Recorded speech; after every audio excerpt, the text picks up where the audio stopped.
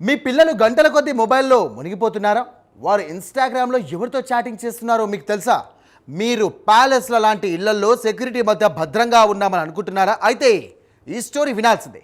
Jubilee hills లాంటి పాష్ ఏరియాలో సంపన్న కుటుంబాలే టార్గెట్గా ఒక డేంజరస్ డిజిటల్ వేటగాడు పంజా విసిరాడు. పబ్బులు, ఖరీదైన కార్లు, బ్రాండెడ్ వాచ్లతో బిల్డప్ ఇచ్చి మైనర్ అమ్మాయిలకు వల వేసి వారి జీవితాలను నరకప్రాయం చేస్తున్నటువంటి ఒక మోసగాడి గుట్టు రట్టయింది.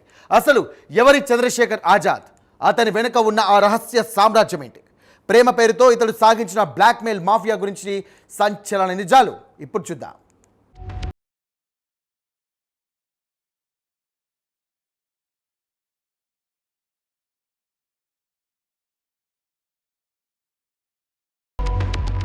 హైదరాబాద్ నగరంలోని అత్యంత ఖరీదైన ప్రాంతం జూబ్లీహిల్స్. ఇక్కడ నివసించే పారిశ్రామికవేత్తలు, విదేశాల్లో ఉండే ఎన్ఆర్ఐల పిల్లలే ఈ కిలాడీ ప్రధాన లక్ష్యం.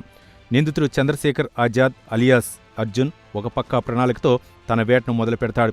ఇన్స్టాగ్రామ్లో తాను కూడా ఒక కోటీశ్వరుడిని నమ్మించేలా ప్రొఫైల్ను డిజైన్ చేస్తాడు. ఖరీదైన పబ్బుల్లో పార్టీలు చేసుకుంటున్నట్లు, లగ్జరీ కారులో షికార్లు చేస్తున్నట్లు ఫోటోలు అప్లోడ్ చేస్తూ నగరంలోని ప్రముఖ ఇంటర్నేషనల్ స్కూల్స్ చదివే మైనర్ అమ్మాయిలను తన ఫాలోవర్ లిస్టులోకి చేర్చుకుంటాడు. కేవలం సోషల్ మీడియాలోనే కాదు, గ్రౌండ్ లెవెల్లో కూడా అతడి నెట్వర్క్ అత్యంత భయంకరంగా ఉంటుంది. ధనవంతుల ఇళ్లలో పనిచేసే వాచ్మెన్లు, గార్డెనర్లు, డ్రైవర్లను మచ్చిక చేసుకుని ఆ ఇళ్లలోని మైనర్ అమ్మాయిల కదలికలను, వారి బలహీనతలను ఎప్పటికప్పుడు ఆరా తీస్తాడు. ఇలా పక్కాగా టార్గెట్ లాక్ చేశాక తన వలపు వలను విసురుతాడు.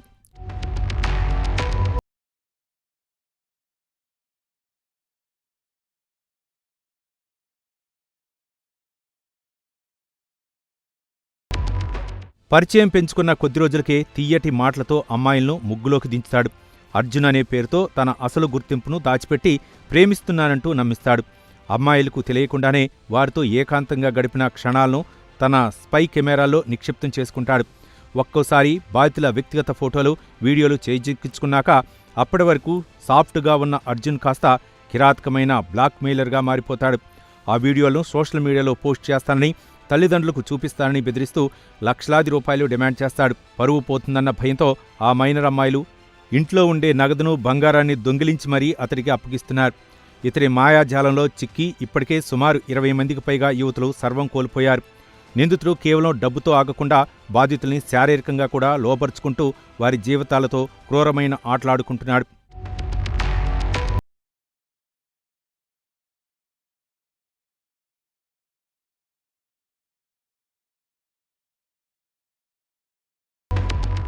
ఇటీవల వెలుగులోకి వచ్చిన ఒక సంచలన కేసులో ఒక ప్రముఖ పారిశ్రామికవేత్త కుమార్తె నుంచి ఏకంగా 29 లక్షల రూపాయలను ఈ ముఠా గుంజేసింది. ఇందులో ఆశ్చర్యకరమైన విషయం ఏమిటంటే, ఆ బాధితురాలి ఇంట్లో పనిచేసే డ్రైవర్ కృష్ణ, అతని భార్య సరస్వతి కూడా ఈ నేరంలో భాగస్వాములయ్యారు. వీరు నిందితుడికి ఏజెంట్లుగా మారి ఆ మైనర్ అమ్మాయిని బెదిరిస్తూ భారీగా సొమ్ము వసూలు చేశారు. గుంటూరుకు చెందిన మరో యువతిని కూడా ఆజాద్ అలాగే ట్రాప్ చేసి హోటల్ గదులకు తీసుకెళ్లి వీడియోలు తీసి బ్లాక్మెయిల్ చేశాడు. నిందితుడు ఆజాద్ స్వస్థలం ఆంధ్రప్రదేశ్లోని గుంటూరు జిల్లా వట్టి చెరుకూరు మండలం చామళ్లమూడి గ్రామం. గతంలోనూ పోక్సో కేసులో జైలుకు వెళ్ళొచ్చినప్పటికీ ఇతడి ప్రవర్తనలో మార్పు రాలేదు. పైగా జైలు నుంచి వచ్చాక మరింత పక్కాగా నేరాలకు పాల్పడుతూ తన క్రైమ్ సామ్రాజ్యాన్ని విస్తరించాడు. ప్రస్తుతం మియాపూర్లో నివసిస్తూ ఈ చీకటి దందాను నడిపిస్తున్నాడు.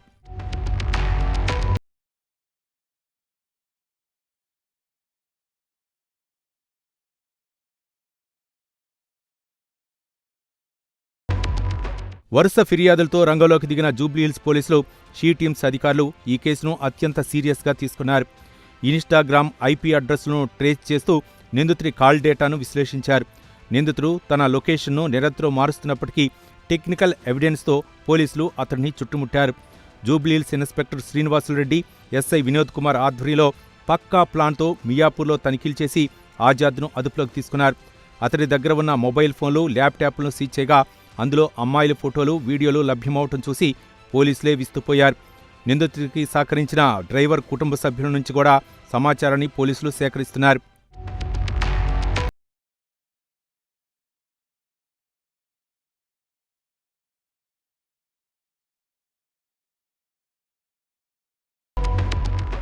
చూసారుగా, సోషల్ మీడియాలో మనం చూసే మెరుపులన్నీ నిజం కావు.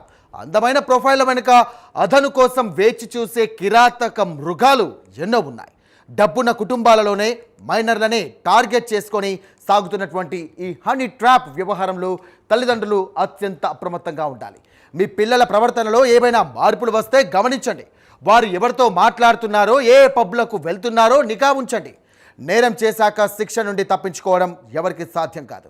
చంద్రశేఖర్ ఆజాద్ లాంటి నేరగాళ్లకు పోలీసులు ఈ అరెస్ట్ ఒక గట్టి హెచ్చరికనిచ్చినట్టుగా ఉంది.